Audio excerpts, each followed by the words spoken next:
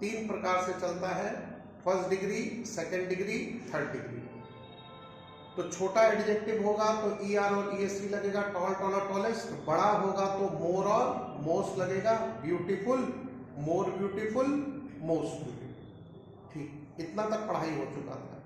फिर आपको बताया गया था कि अगर आप दैन लगा हुआ देखें तो समझ जाइए सेकंड डिग्री लाना है, ऑल लगा हुआ देखें समझ जाइए थर्ड डिग्री लाना है, 5 लगा हुआ देखें third degree, between second degree, और अमंग थर्ड डिग्री।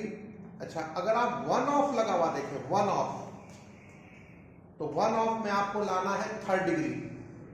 और अगर आप इवन लगा हुआ देखें, इवन, EVEN, तो उसमें आपको लाना है सेकंड डिग्री।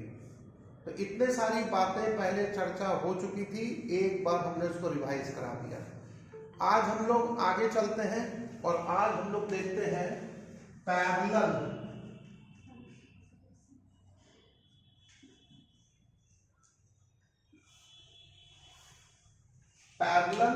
कंस्ट्रक्शन।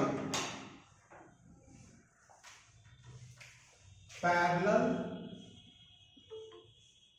कंस्ट्रक्शन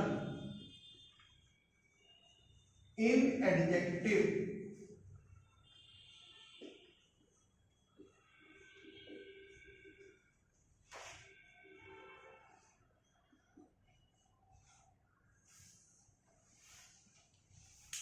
तो पैरेलल कंस्ट्रक्शन इन एडजेक्टिव में देखिए क्या होता है। पहले तो ये सारे शब्द के आप जो भी बोर्ड पर आता है, आपको हर शब्द का जब अर्थ समझ में आ जाएगा, अर्थ, तो आपको सारी बातें समझ में आ जाएंगी। पैरेलल का अर्थ है बराबर। अब एक एक शब्द का अर्थ जान लीजिए। पैरेलल का अर्थ है बराबर, कंस्ट्रक्शन का अर्थ है बनावट, और एडजेक्टिव अध्याय का नाम है। तो पूरे चैप्टर का नाम है, पूरे इस इकाई का टॉपिक का नाम हो गया, चैप्टर तो एडजेक्टिव चल रहा है, टॉपिक चल रहा है पैरेलल कंस्ट्रक्शन इन एडजेक्टिव। तो पूरे टॉपिक का नाम ये हो गया कि एडजेक्टिव अध्याय में बराबर की बनावट वाली अवधारणा, the concept of parallel construction in adjective. तो आपको जो भी बनावट रखनी है वो बराबर की रखनी है। तो इसका अर्थ ये हुआ कि कोई भी सेंटेंस जब हम देखते हैं तो हर सेंटेंस में बैलेंस होना बहुत जरूरी होता है। तो हर सेंटेंस एक तराजू के समान है, और तराजू में दो पड़ले होते हैं। तो बराबर की अवधारणा, बराबर की बनावट का अर्थ यह है कि ये तभी बराबर माना जाएगा जब आप इधर 5 kg रखेंगे तो इधर भी आपको रखना पड़ेगा 5 kg। ठीक, तो 2 इकाई, अगर आप इधर पर 100 ग्राम और जोड़ेंगे तो आपको इधर पर भी 100 ग्राम और जोड़ना पड़ेगा। यही है बराबर की बनावट का कंसेप्ट। अब ये कंसेप्ट तभी लागू होगा, बराबर की बनावट इन एडजेक्टिव जो टॉपिक है, इसमें जो कंसेप्ट बताया जा रहा है, ये कंसेप्ट तभी लागू होगा जब आपके पास 2 इकाइयां होंगी।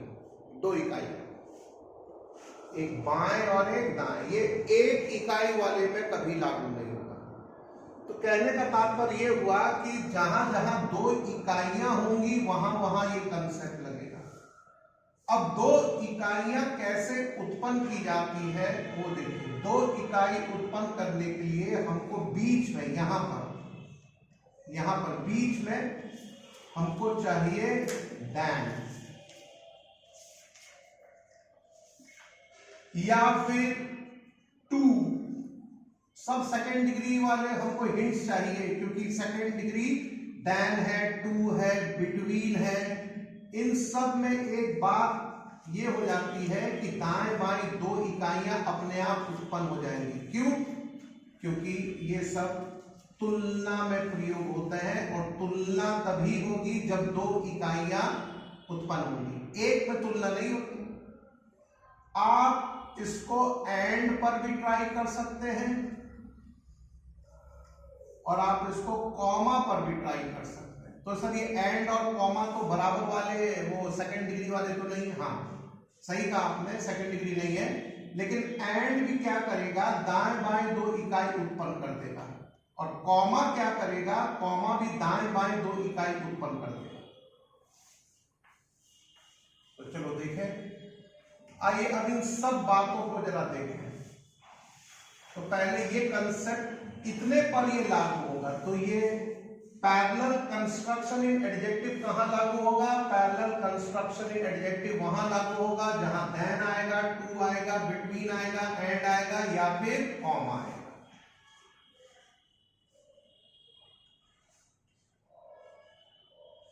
अब यहीं पर बता दें, अब हमने आपको कहा देन, देन जैसे ही आता है तो देन तुलना का प्रतीक हो जाता है, क्योंकि देन का खुद हिंदी में अर्थ है की तुलना में।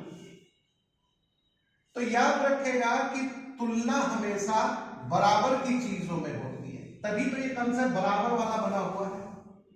तुलना हमेशा बराबर वालों में, बराबर की चीजों में, बराबर की यूनिट्स में बोलते हैं, यूनिट्स इकाई में, क्योंकि यहां चीज बोलेंगे तो आप निर्जीव सोच लेते हैं, यूनिट्स में कोई भी हो सकता है, सजीव भी और निर्जीव भी। तो देखिए अब एक कॉमन सेंस की बात देखिए, जूते की तुलना जूते से होगी, घड़ी की तुलना घड़ी से होगी, आम की तुलना आम से होगी, और व्यक्ति की तुलना व्यक्ति से होगी। अब हम दो दो, ये हमने अभी सिंगल सिंगल इकाई ली कि जूते की तुलना जूते से, आम की तुलना आम से, घड़ी की तुलना घड़ी से, व्यक्ति की तुलना व्यक्ति से। अब हम इसमें से दो तीन इकाई को जोड़ देते हैं। तो हमने पहले कहा था घड़ी की तुलना घड़ी से या जूते की तुलना जूते से, पहले से कहा। अब हम कहते हैं कि व्यक्ति के जूते की तुलना, तो आप बोलेंगे व्यक्ति के जूते से। तो फिर से सुनिएगा, जूते की तुलना जूते से, व्यक्ति की तुलना व्यक्ति से, और व्यक्ति के जूते की तुलना व्यक्ति के जूते से, घड़ी की तुलना घड़ी से, व्यक्ति की तुलना व्यक्ति से, तो व्यक्ति की घड़ी की तुलना व्यक्ति की घड़ी से। ये कंसेप्ट है। तो आइए अब इसको बोर्ड पर जरा देखते हैं।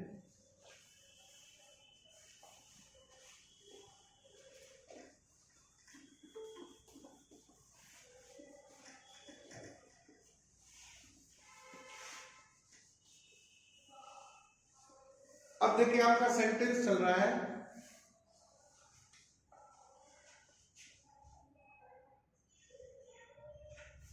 Ram is taller than Shyam.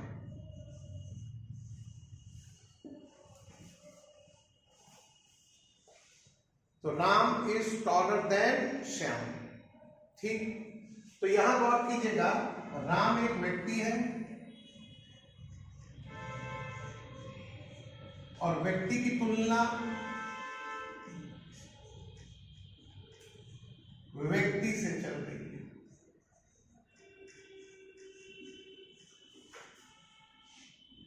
व्यक्ति की तुलना व्यक्ति से। अभी तक तो ये सेंटेंस बिल्कुल सही है,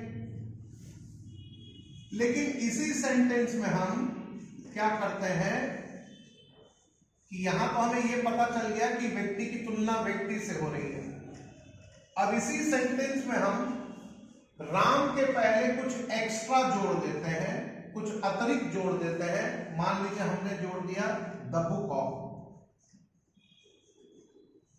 अब पहले जो सारा फोकस, जो सारा सब्जेक्ट, पहले जब तक ये नहीं लिखे थे, पहले सारा फोकस, सारा सब्जेक्ट राम था, लेकिन राम के पहले द बुक ऑफ लिखने से सारा फोकस द बुक पर आ गया, क्योंकि अब सब्जेक्ट राम नहीं है, अब सब्जेक्ट है बुक। तो स्वाभाविक है कि राम की किताब लंबी भी हटाना पड़ेगा, क्योंकि किताब या तो सस्ती हो सकती है, या तो महंगी हो सकती है, या तो अच्छी हो सकती है, या तो खराब, लंबी थोड़ी होगी। तो लंबाई हमेशा व्यक्ति के लिए आता है और ऊंचाई हमेशा निर्जीव वस्तु के लिए आता है। कोई आपसे पूछे कि टॉल और हाई में क्या अंतर है, तो टॉल सजीव के लिए आएगा और हाई निर्जीव के लिए। जैसे माउंट एवरेस्ट की हाइट क्या है, तो आप कहते हैं 8848 मीटर हाई। अभी तो 2 मीटर और बढ़ गया है, वो तो हिमालय है, उनमें तो चेंजेस आते रहते हैं। तो देखो, तो कहने का अर्थ ये हुआ कि निर्जीव होगा हाई और व्यक्ति होगा टॉल। इस पर भी एरर आता है, ध्यान रखना। तो Ram is 6 feet high boy, तो हम कहेंगे हाई नहीं टॉल। ठीक, अब यहां पर आइए, तो the book of Ram is, चलो, कॉस्टलियर। कॉस्टली का अर्थ है महंगा, कॉस्टलियर ज्यादा महंगा। तो राम की किताब ज्यादा महंगी है श्याम से।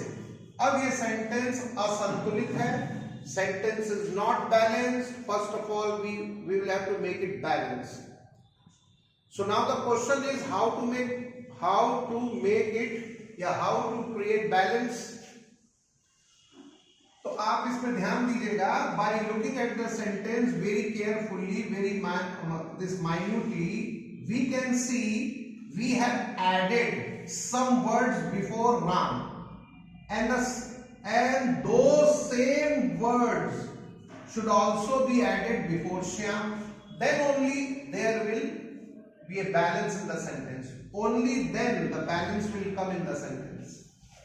The book of Shyam. अब ये सही हो गया। चलिए अब आइए इसको एक बार हिंदी में भी समझा दें कि अभी जो सेंटेंस लिखा था, जब तक द बुक ऑफ नहीं लिखे थे, the book of Ram is costlier then Shyam, तो ये सेंटेंस तब तक गलत था। क्योंकि राम की किताब श्याम व्यक्ति से ज्यादा महंगी कैसे हो जाएगी? भाई व्यक्ति तो क्रय विक्रय की वस्तु नहीं है ना कि आप ज्यादा महंगा बोल दिए। तो फिर बताइए, राम की तुलना श्याम से हो सकती है, किताब की तुलना किताब से, व्यक्ति की तुलना व्यक्ति से, और व्यक्ति की किताब की तुलना व्यक्ति की किताब से। तो पूरा सेंटेंस हो जाएगा, the book of Ram is costlier then the book of Shyam. अब ये सही हो गया। अब ये बिल्कुल सही हो गया कि व्यक्ति की किताब की तुलना व्यक्ति की किताब से। तो एक और सेंटेंस लेते हैं। तो हमने ये कहा, the writing of Gita is more beautiful. Gita की राइटिंग ज्यादा सुंदर है देन अनीता। तो फिर ये सेंटेंस गलत हो गया, क्योंकि गीता की राइटिंग अनीता से ज्यादा सुंदर कैसे हो सकती है? हाँ, गीता की राइटिंग अनीता की राइटिंग से ज्यादा सुंदर हो सकती है। तो इसका अर्थ ये हुआ कि जब जब हम किसी व्यक्ति के पहले द नाउन ऑफ जोड़ रहे हैं, द नाउन ऑफ, तो फिर सेंटेंस में बैलेंस लाने के लिए हमें दूसरे व्यक्ति के पहले भी द नाउन ऑफ जोड़ना होगा। तो इसीलिए पूरा सेंटेंस होगा, the writing of Gita is more beautiful than the writing of Anita. Anita नहीं, द राइटिंग ऑफ अनीता।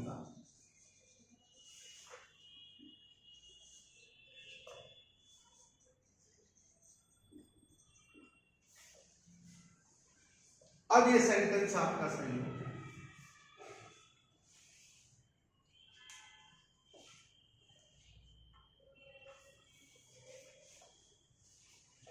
ठीक है, जब आप इसको यहां तक आप पहले इतना समझिए, इतना समझना बहुत जरूरी है।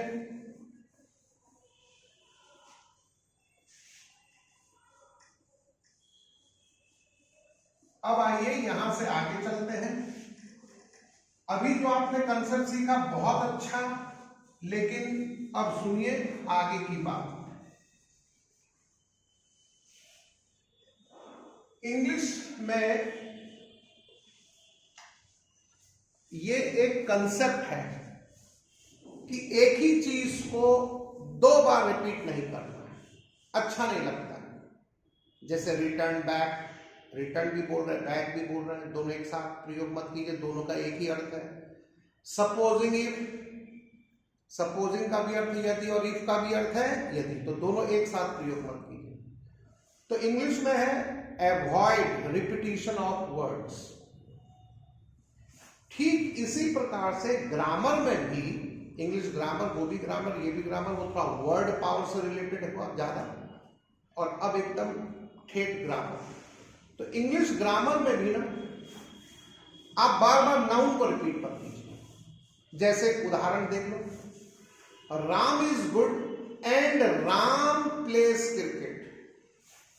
तो बार बार आप राम राम बोल रहे हैं तो अच्छा नहीं लग रहा है।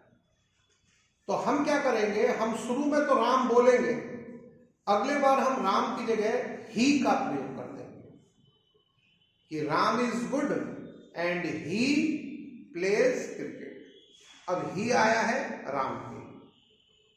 तो ऐसे ही अगर हम बोलेंगे श्याम इज ऑनेस्ट एंड, या Shyam is honest comma Shyam respects his elders and Shyam, तो ये एक बार श्याम बोल करके उसके लिए आप आगे ही से काम चलाइए। बार बार आप एक ही नाउन को रिपीट मत कीजिए।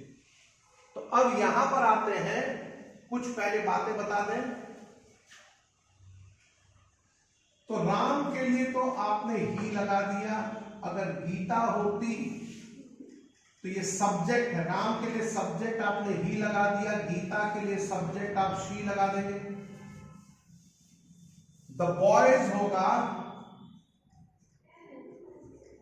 तो आप दे लगा देंगे, ये सब्जेक्ट की बात करते हैं, ठीक। लेकिन इसके अलावा कुछ और भी प्रोनाउन है, उनको भी जान लेना बहुत जरूरी है। तो वो है दिस और दीज, ये शब्द प्रोनाउन भी है। तो लोग इनके बारे में कम कम जानता है, लोग इनके बारे में मैक्सिमम जानता है। तो क्या कंपटीशन का उसूल होता है, जो हमको नहीं पता है, कम कम पता है, हम उसको ज्यादा अच्छे से सीखेंगे, क्योंकि वही वो क्षेत्र है जहां एग्जामिनर क्वेश्चन पूछ करके भीड़ को बाहर करेगा। देखो, जैसे आप पहले समझ लो, अगर ये बात आपको समझ में आ गई तो आप हमेशा सुखी रहोगे। रेलवे का पद है, 1 लाख भर रहा है उसको 1.5 करोड़ के करीब, 1 करोड़ प्लस है। तो स्वाभाविक है भीड़ को कैसे बाहर करेगा, तो भीड़ को ऐसे बाहर किया जाएगा कि वो वहां क्षेत्र से ज्यादा क्वेश्चन पूछेगा जहां से विद्यार्थी तैयार नहीं है, कठिन क्षेत्र, या फिर वो कई सारे चरणों में एग्जाम बांट देगा, क्योंकि उसे तो भीड़ बाहर करनी, वरना सब भीड़ आ जाएगा तो फिर कैसे आप चुनेंगे। 1 करोड़ है और 1 लाख पद है, सोचिए। तो इसीलिए एग्जाम में मेरी नेक सलाह ये रहती है कि जो सबको पता है वो आपको ही पता है, तो कोई बहुत बड़ी बात नहीं है, फिर तो आप एक जनरल स्टूडेंट हैं। हाँ, जो सबको नहीं पता है वो आपको पता है, तो वो फिर एक बहुत बड़ी बात होती है। तो इसका अर्थ है कि आपके अंदर एक्स फैक्टर है। एक्स फैक्टर का अर्थ है भीड़ से कुछ अलग बात। तो इंटरव्यू में आप आते हैं, हम कहेंगे क्यों आपको हम नौकरी में ले, क्या आपके अंदर ऐसी खास बात है, तो सर मुझे वो आता है जो सबको नहीं आता। अच्छा सर, मैं इंग्लिश का पूरा सेंटेंस पीछे से बोल सकता हूँ। अरे भाई, वेरी गुड भाई, ये तो हार्डली कोई बोल पाता। तो हमेशा एक्स फैक्टर वाले स्टूडेंट्स को ही इंटरव्यू के दौरान कंपनी खोजती है, बैंक, एसएससी, रेलवे खोजता है, अगर उसमें इंटरव्यू है तो, जहां जहां इंटरव्यू है। और वैसे भी लिखित के समय में भी आपके अंदर एक्स फैक्टर होना चाहिए, ठीक। हम तो आपको एक और अच्छी एक सलाह देते हैं, मैं एक वीडियो अलग से बनाऊंगा कि कैसे पढ़ना चाहिए। पढ़ता तो सब है, लेकिन सब क्यों नहीं पास करता, इसका मैं लॉजिक बताऊंगा, लॉजिक। तो आप भी मेरी बात को मान लोगे तो एक टाइम टेबल बताएंगे, फिर मैं आपको बताऊंगा रियल में क्या डाइट का भी हमारे बौद्धिक विकास में एग्जाम के दौरान डाइट भी प्रॉपर रखना क्या बहुत जरूरी है, बहुत जरूरी है। तो ये छोटी छोटी बातें जरूर हैं, लेकिन ये छोटी छोटी बातें आपकी सफलता में ट्रिमेंडस असर करेंगी, जबरदस्त। तो आप देखो, सबसे पहले मैक्सिमम विद्यार्थी एक गलती क्या करते हैं कि उन्होंने किरण का प्रीवियस ईयर क्वेश्चन बैंक ले लिया, अरिहंत का ले लिया, दुनिया भर के आजकल है ले लिया, और उसी में से खाली बना रहे हैं। आप बहुत बड़ा रिस्क ले रहे हैं। ये 50-50 गेम हो गया। अगर उसी पैटर्न पर अगर क्वेश्चन आते हैं तो आपसे बन जाएंगे, लेकिन अगर एग्जामिनर ने देखा कि हर साल 10 गुना भरता था एप्लीकेंट और इस बार 100 गुना अप्लाई कर रहा है उसी पद के लिए, उतने ही पद के लिए, वो पक्का पैटर्न बदल देगा। फिर मैक्सिमम भीड़ मायूस होकर के हॉल से बाहर आएगी और एक ही चीज बोलेगी कि पैटर्न बदल गया। अब आपको हमको एक बात समझाइए, माता पिता को इससे कोई मतलब नहीं कि पैटर्न बदला कि क्या बदला, उनको मतलब है आपके जॉब से। तो मैं क्या आपको, तो सर आप क्या हमें नेक सलाह देंगे? तो नेक सलाह ये है, थॉरोली कोई भी इंग्लिश, मैथ, रीजनिंग, जीएस कुछ भी पढ़िए, थॉरोली पढ़िए, बेस बनाते हुए थॉरोली पढ़िए। इस बात से अनजान कि वहां क्या पूछेगा। जब थॉरोली पढ़ लेंगे, इसके बाद लास्ट में हम प्रीवियस ईयर क्वेश्चन अब बनाने बैठेंगे। तो फायदा क्या होगा? फायदा ये होगा कि आपको लेटेस्ट ट्रेंड का भी पता चल गया, जो प्रीवियस ईयर क्वेश्चन 5 साल के हैं। अब उस ट्रेंड पर आएगा तो आपसे बनेगा, क्योंकि आपका तो बैटरी बैकअप भी तो है, आपने तो सॉलिड बेस बना के तैयारी किया है, ना कि 5 साल के खाली क्वेश्चन को देखते हुए तैयारी किया है। और अगर वो ट्रेडिशनल पूछेगा तो आप बचेंगे, और अगर वो आउट ऑफ द वे जाकर के पूछेगा तो आप बचेंगे, क्योंकि आप 5 साल के क्वेश्चन पर ही खाली डिपेंडेंट होकर के नहीं गए। इसीलिए बोलते हैं कि जो पढ़िए ठोक बजा करके पढ़िए। तो सॉलिड तैयारी करने वाला हर प्रकार के क्वेश्चन को आराम से बना दे। तो इस सब पर अलग वीडियोस के द्वारा पूरी चर्चा की जाएगी, और आपको सही मार्गदर्शन एक सच्चे गुरु का जरूर देंगे, कि खाली आकर के पढ़ा नहीं देना, वो तो सब काम करता है। तो आप देखो, इसको हमेशा आप इसको कंट्रोल करना। तो ये है दिस और दैट, ठीक, दीज भी है लेकिन ये इधर आएंगे, तो दिस और दैट। तो दिस का प्लूरल दीज हो गया और दैट का प्लूरल दोज हो गया।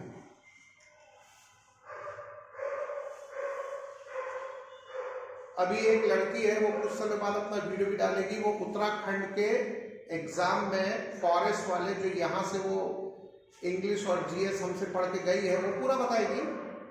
तो उत्तराखंड में वो टॉपर है, टॉपर फॉरेस्ट वाले एग्जाम में, फॉरेस्ट रेंजर का एग्जाम है। अभी वो यूपी पीसीएस और उत्तराखंड पीसीएस में अब लग गई, वो तो टॉपर है। तो वो भी आपको बताएगी कि सर की बातों को ध्यान से सुनो, क्या बोलते हैं, तो आपके भी अंदर एक जोश आएगा। ठीक, आ जाओ। दिस, दीज, दिस का प्लूरल दीज, दैट का प्लूरल दोज।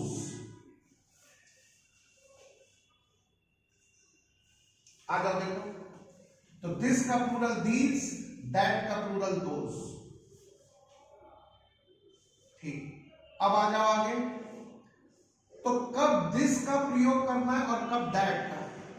अगर कोई चीज हमारे सामने है और हम उसको जाके छू सकते हैं, मेन है सामने, तो वो है दिस। और कोई चीज हमारे सामने नहीं है तो वो है दैट। अच्छा सर, अगर दोनों चीज सामने हो और एक पास और एक दूर हो तब सर, तो पास वाला हो गया दिस, और जो एकदम दूर बैठा हुआ है क्लास के कोने में, वो हो गया दैट। मतलब दिस बॉय, दैट बॉय, एकदम कोने वाला। ठीक, तो दिस और दैट सिंगुलर है, इन्हीं के प्लूरल है दीज और दोज। अब देखिए हमने एक सेंटेंस लिया, the dog of Patna is, चलो मोर फेथफुल, ज्यादा वफादार, मोर फेथफुल देन गया। तो स्वाभाविक है कि ये सेंटेंस में बैलेंस नहीं है, क्योंकि शहर की तुलना शहर से और शहर के कुत्ते की तुलना शहर के कुत्ते से। तो आपने शहर के पहले द डॉग ऑफ जोड़ा है, तो आपको गया के पहले भी द डॉग ऑफ जोड़ना होगा। तो पूरा sentence, the dog of Patna is more faithful than the dog of Gaya. लेकिन अब इस सेंटेंस में एक प्रॉब्लम है, डॉग डॉग, द डॉग, ठीक है, मेन था डॉग, चलो द भी ले लेते हैं, द डॉग 2 बार आ गया। और अभी हमने आपको कहा था कि एक ही नाउन को बार बार रिपीट मत कीजिए। तो अब हम क्या करेंगे, ये चारों प्रोनाउन है, तो हम the dog of, the dog जो नाउन है, इस नाउन को हम हटा देंगे क्योंकि ये दोहराया गया है, 2 बार आ गया है, और इस द डॉग के स्थान पर हम दैट रखेंगे। सर आपने दिस काहे नहीं रखा, वो भी तो सिंगुलर था। उसका कारण है, अभी हम क्लास जो ले रहे हैं वो पटना से है, और गया वाले कुत्ते को हम देख नहीं सकते पटना से खड़े होकर, क्योंकि गया तो पटना से दिखेगा नहीं। तो इसलिए चूंकि नाउन सिंगुलर था, तो इसलिए हमने यहां पर एक सिंगुलर प्रोनाउन रखने का प्रयास किया है, तो वो हो जाएगा, बताओ क्या, दैट। तो पूरा सेंटेंस अब ग्रामेटिकली पूरा सही हो गया। The dog of Patna is more faithful than that of Gaya. अब अगर कोई ये पूछे कि सर अगर यहां द डॉग्स हो जाता तब हम कहते कि फिर तो आपका सब्जेक्ट द डॉग्स है, तो इज कैसे, वर्ब तो सब्जेक्ट के अनुसार, तो इज की जगह आर हो जाएगा और दैट की जगह अब हो जाएगा दोज। तो अब पूरा सेंटेंस हो गया, the dogs of Patna are more faithful than those of गया।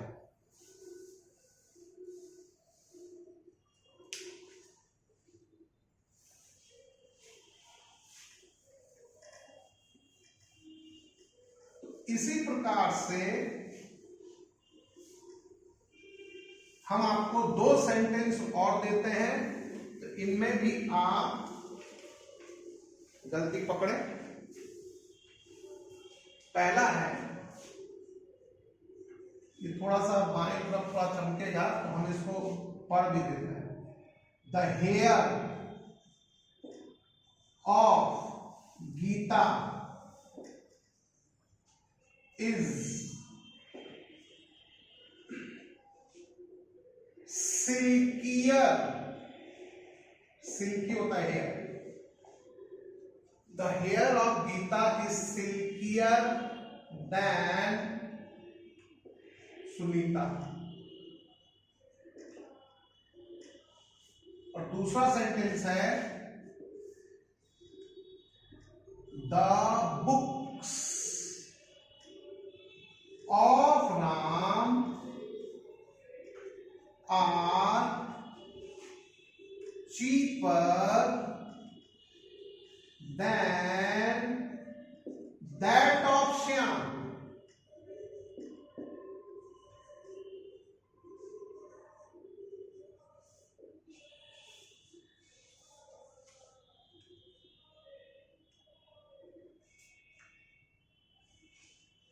तो ये दोनों सेंटेंस गलत है। तो बताइए अब इनमें ये गलती कैसे होगी। तो ये गलती ये हुई पहले सेंटेंस में कि गीता व्यक्ति की तुलना व्यक्ति से ठीक था, लेकिन गीता के बाल की तुलना सुनीता से नहीं हो सकता, सुनीता के बाल से हो। तो यहां पर पूरा सेंटेंस हो जाएगा the hair of Gita is silkier than the hair of, ये तीन शब्द जुड़ेंगे, द हेयर ऑफ सुनीता। लेकिन साइड बाय साइड हमने ये कहा था, साथ ही साथ हमने ये कहा था कि आप द हेयर ऑफ पे रिपीट मत कीजिएगा, अच्छा नहीं लगता। तो द हेयर ऑफ जो हमने तीन आपको कहा था, द हेयर ऑफ, इनके स्थान पर हम लिख देंगे दैट ऑफ सुनीता। तो पूरा सेंटेंस हो गया, the hair of Gita is silkier than that of Sunita. क्योंकि हेयर सिंगुलर नाउन है, इसीलिए वर्ब भी सिंगुलर लगा हुआ है। ध्यान से देखने पर पता चल जाता है कि नाउन प्लूरल है कि सिंगुलर, क्योंकि वर्ब भी उसका साथ देगा। तो जब पता चल गया कि इज लगा है तो नाउन सिंगुलर है, तो प्रोनाउन भी सिंगुलर आएगा। लेकिन अब यहां पर बुक्स बोल रहे हैं, प्लूरल नाउन, इसीलिए यहां आर लगा हुआ है।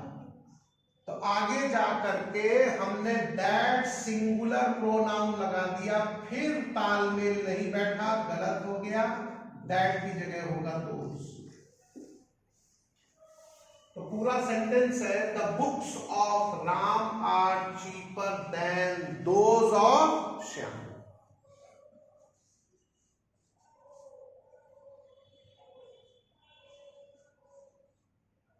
एक इंग्लिश का वर्ड है आयरनी, विडंबना।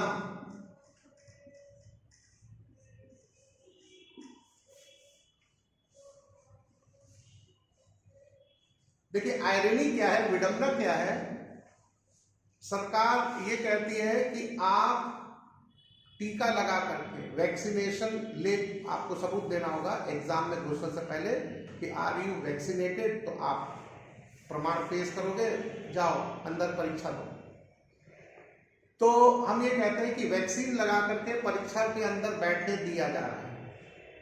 ध्यान में रखना, ये अभी 12 के अभी बोर्ड के भी एग्जाम है, 11 के भी है, तो जो अंदर जाएगा वो वैक्सीनेटेड होना चाहिए। और आप कोचिंग को आपने बंद कर रखा है, तो भाई यहाँ तो बड़े बड़े बच्चे हैं, स्कूल की दूसरी बात है, यहाँ तो बड़े बड़े बच्चे हैं, तो भाई वही रूल यहाँ पर भी होना चाहिए। जिनको वैक्सीन लगा है, स्कूल के स्टाफ, कोचिंग के स्टाफ सब चेक करो और उन्हीं को अंदर बैठने दो जिन्होंने वैक्सीन ले रखा है। जिन्होंने वैक्सीन नहीं लिया है वो ऑनलाइन क्लास कीजिए, जिन्होंने वैक्सीन ले रखा है वो ऑफलाइन क्लास कीजिए। मतलब ये थोड़ा आयरनी है, विरोधाभास है, विडंबना है, व्यंग है। तो चलो खैर, अब जो है सो है। आओ देखो, the books of Ram are cheaper than that of Shyam, नहीं दोज ऑफ श्याम। तो एक वर्ड अच्छा था, इसको भी सीखना था। अच्छा, एक और वर्ड आता है सरकास्टिक।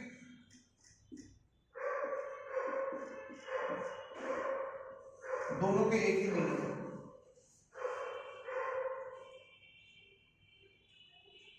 व्यंगात्मक, व्यंग, दोनों के अर्थ है व्यंग।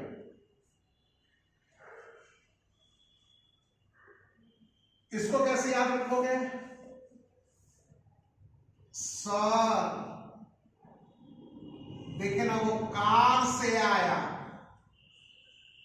कोई लड़का हमसे शिकायत कर रहा है कि हम तो स्टूडेंट हैं, हम तो सर साइकिल से आते हैं, सर सुनीता ना कार से आती है और पीछे से साइकिल पर धीरे से धक्का मारती है और हम ही को डांटने लग जाती है कि क्यों हमारी गाड़ी को धक्का मार दिए, ये है वो है, क्योंकि साइकिल वाले की क्या पूछ सर, वो हमसे शिकायत ऐसा कर रहा है। और देखे ना सर, हमारे कास्ट पर भी खूब सारा कमेंट पास करते हैं कि तुम लोग ये हो एक दिन ऐसे ही मरोगे, ये है वो है। तो सर बताइए कहाँ तक सही है? तो कहते बिल्कुल सही नहीं है, वो तो देखना पड़ेगा कि गलती किसकी है। अगर उसकी गलती है तो ऐसा थोड़ी कि वो गाड़ी पर, बड़ी बड़ी गाड़ी पर चढ़ रही है तो बाकी को कीड़ा मकोड़ा समझे, तो ये तो गलत है। अगर उसने ऐसा किया है तो गलत है। तो सरकास्टिक बराबर आयरनी, दो वर्ड पाओ, दो वर्ड्स इनके मीनिंग पाओ। अब हम लोग इसी कंसेप्ट को और आगे लेते हैं।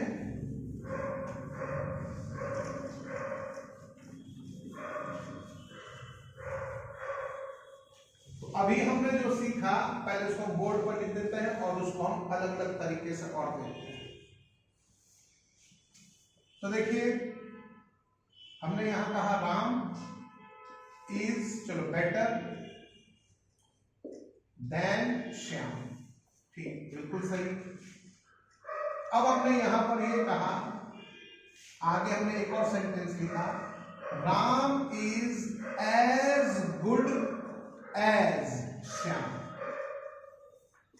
तो एक स्ट्रक्चर होता है, उसमें एज आता है और उसके बीच में आता है फर्स्ट डिग्री, देन के साथ तो सेकंड डिग्री और एज के साथ एज के बीच में फर्स्ट डिग्री, ठीक। अब हमने यहां राम के पहले द बुक ऑफ कह दिया और यहां भी हमने द बुक ऑफ एक्स्ट्रा जोड़ दिया। तो जो सेंटेंस शुरू में संतुलित लग रहे थे वो द बुक ऑफ जुड़ने से अब असंतुलित हो गए। तो पहला वाला का पूरा एक्सप्लेनेशन ये होगा, the book of Ram is better than that of Shyam, that of Shyam. और नीचे वाले का हो जाएगा the book of Ram is as good as, यहां भी हो जाएगा दैट ऑफ श्याम। अगर वहां बुक्स होता तो यहां इस की जगह आर होता और यहां दैट की जगह दोज होता, दोनों में।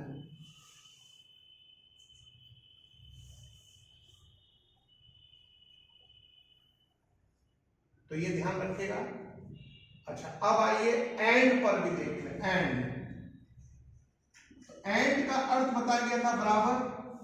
तो अब हमने यहां कहा Ram is taller and courageous than Shyam.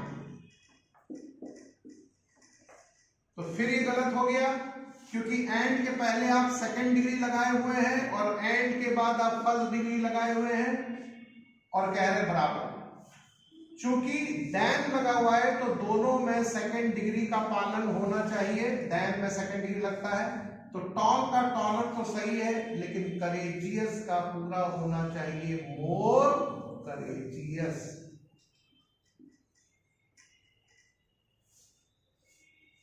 ये ध्यान रखिएगा।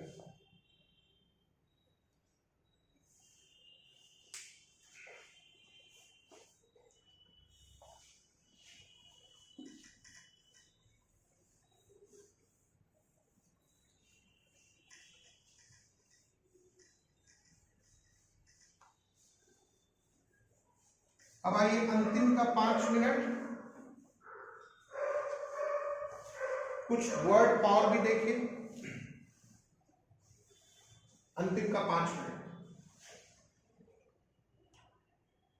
तो ये एंटोनिम्स, एंटोनिम्स आज बता देते हैं।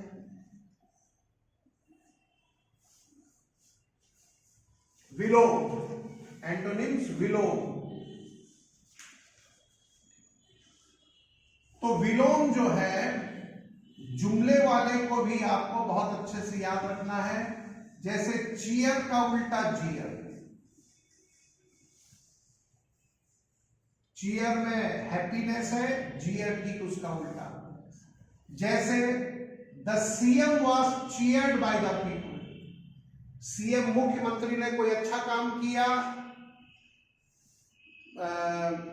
रेल मंत्री ने परीक्षा रेलवे की रिजल्ट कैंसिल कर दिया तो स्टूडेंट बहुत खुश हो गए, the student cheered Narendra Modi. लेकिन अगर वो कैंसिल नहीं करते, विद्यार्थी गुस्साए रहते, तो फिर क्या होता, द स्टूडेंट जीयर्ड नरेंद्र मोदी। तो चीयर का उल्टा जीयर। ऐसे ही, ये तो वर्ब है दोनों, ऐसे ही एक एडजेक्टिव है कोवर्ट, ये एडजेक्टिव है। क्लास में बताया गया था टी से कठिन शब्द जो समाप्त होगा एडजेक्टिव, कोवर्ट एडजेक्टिव है, इसका उल्टा ओवर्ट। ये दोनों एडजेक्टिव है। कोवर्ट में कवर है, कवर का अर्थ है ढका हुआ, कवर जैसे कोई शेप शर्म के कारण अपने फेस को कवर कर लेता है। तो कवर का अर्थ है ढका हुआ, कोवर्ट का अर्थ है ओपन, और इसमें कवर्ट बोलेगा। अब एडजेक्टिव है तो कोपुला वर्ब के बाद आएगा। तो it is covert that,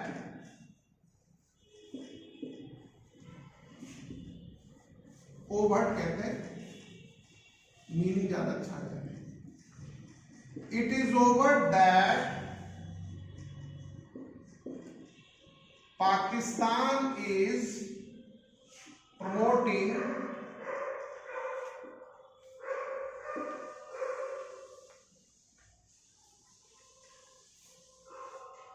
promoting terrorism।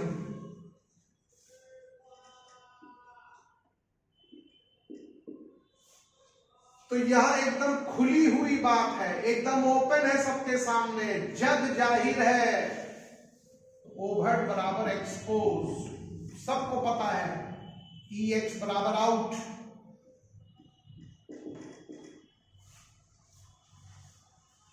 तो यह जग जाहिर है कि पाकिस्तान आतंकवाद को बढ़ावा दे रहा है। इसका अर्थ पूरी दुनिया को पता है कि पाकिस्तान आतंकवाद को बढ़ावा दे रहा है।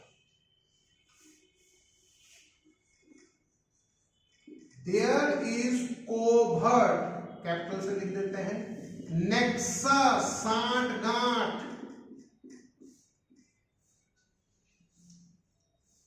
कॉल्यूशन सांठगांठ। There is covert nexus between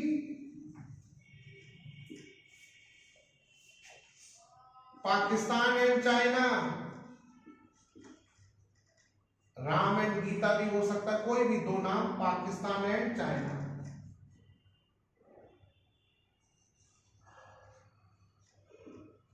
अब किस मुद्दे पर? In the matter of terrorism. तो there is covert nexus between Sunita and Ram, कोई मैटर पर। छुपी मिली भगत, छुप करके दोनों प्लानिंग कर रहे, दोनों में छिपा हुआ सांठगांठ हो रहा, अंदर ही अंदर। दुनिया में जग जाहिर नहीं हुआ, तो वो तो भारत जग जाहिर करेगा उनके आतंकवादी को पकड़ करके, कि कैमरे के सामने बोलो कि तुमको कौन उकसा रहा है भारत पर आतंकवाद फैलाने के लिए, सिर्फ पाकिस्तान और चाइना। तो देखो, कोवर्ट नेक्सस, नेक्सस सांठगांठ, नेक्स्ट NEXT से भी पकड़ सकते हैं, और कोवर्ट छिपा हुआ। तो ये दोनों सेंटेंस देखिए। Okay student, this is all for today. तो आज के लिए इतना काफी है। तो आप इसको बार बार देखिए, रिवाइज कीजिए, और मेरे लिए सच्ची गुरु दीक्षा तब होगी, गुरु दक्षिणा तब होगी मेरे लिए सच्ची, जैसे आप गुड मॉर्निंग क्लास में आके बोलते हैं ना, तो जो वीडियोस जो हम भेजते हैं आपको, और उसको वहां पर लाइक भी कीजिए। तो like means good morning sir, we are paying respect to you. तो जैसे गुड मॉर्निंग यहां करते हैं ना, तो वहां इंटरनेट की दुनिया में यूट्यूब पर लाइक कीजिए। Like means good morning sir, प्रणाम सर, तो लाइक है। तो आप उसको लाइक भी करें, और अपने मित्रों को भी आप वीडियोस सेंड कर सकते हैं। तो बार बार उसको देखिए, बार बार रिवाइज कीजिए, आपके दिमाग में 2-3 बार देखने से दिमाग में सेट हो जाता है। Okay student, this is all for today, meet you on Monday.